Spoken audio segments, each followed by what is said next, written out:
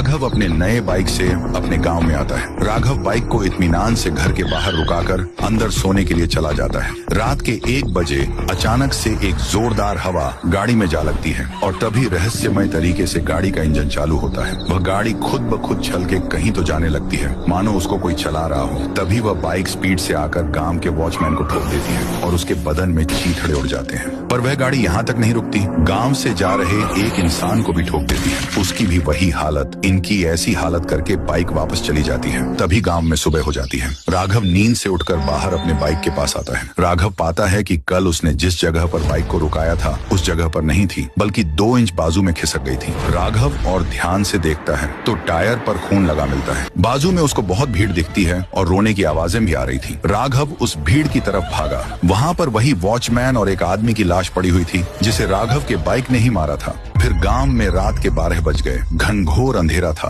और जो होना था वही हुआ। वही हवा बाइक से टकराई और रहस्यमय तरीके से चलने लगी।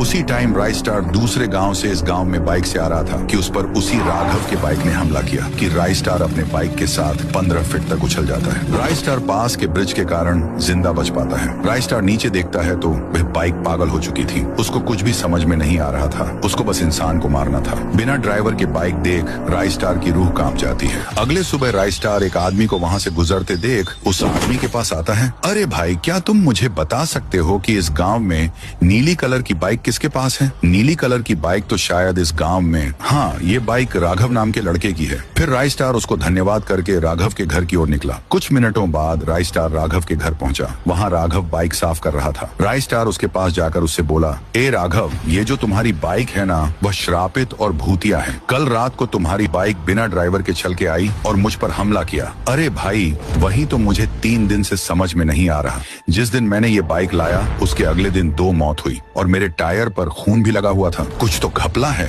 अच्छा बताओ कि ये बाइक कहाँ से लाए थे? ये बाइक तो मैंने राजपुर में बाबू चिपके के गैराज से सेकंड हैंड खरीदा था। राइस्टार सीधा बाबू के गैराज में पहुंचा। मेरा नाम है बाबू चिपके, काम करूंगा सबसे हटके। राइस्टार, ए बाबू, उस दिन राघव नाम के लड़के ने जो नीली बाइक ली थी उसका क्या राज है? सच सच बता दो। मौतें हो चुकी हैं अभी तक। ये बात है 15 साल पहले की, जब उस गांव में हर्ष नाम का लड़का उसी बाइक के साथ रहता था और उसके जलने वालों की कोई कमी नहीं थी। एक दिन हर्ष अपने बाइक को बाहर रुकाकर घर में चला जाता है और वही जलने वाला लड़का बाइक के पास जाकर नुकीली सुई से उस गाड़ी के टायर पंचर कर दिया। उसी समय उसकी बूढ़ी माँ की तबीयत बहुत बिगड़ गई। हर्ष अपनी माँ को उठाकर उसी पंचर बाइक पर हॉस्पिटल ले जाने लगा। फिर क्या था?